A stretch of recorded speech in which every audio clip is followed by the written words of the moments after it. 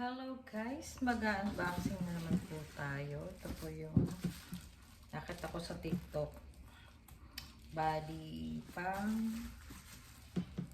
straight ng hair. At pwede rin pang kulot. Tingnan natin kung okay. Ayan.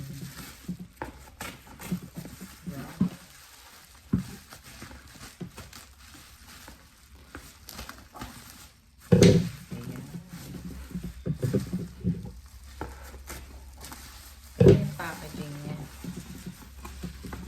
Oh, ayan, naka-box pa siya. Mura lang to guys. So, ayan, 5-in-1 na siya.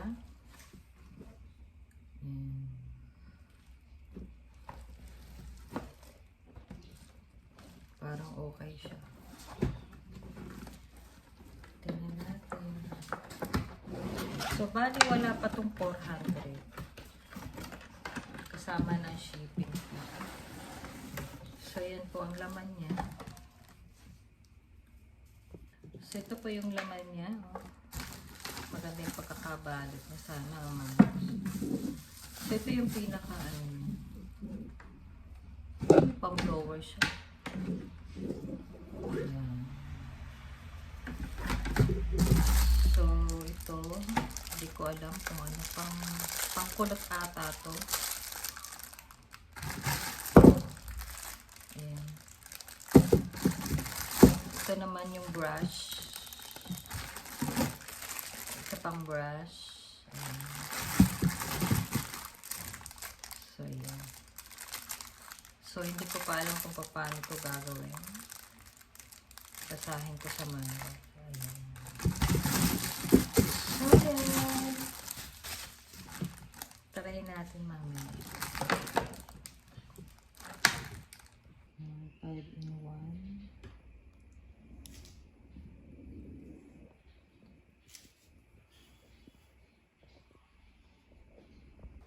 So, try natin to. Ganito lang pala to. So, bali ito yung ipo-push dito.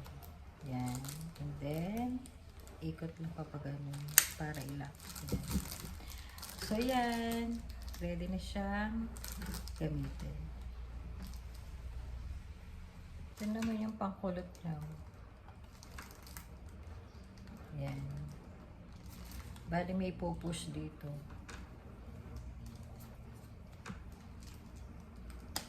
Pag-push, ikot, yan lang siya. So, ito naman yung ano niya, speed. 1, 2, 3. Ayan. So, yan guys. So, ito palang dulo, blower siya. Ayan. Blower. So, then, so, ito naman yung isang brush. Yan.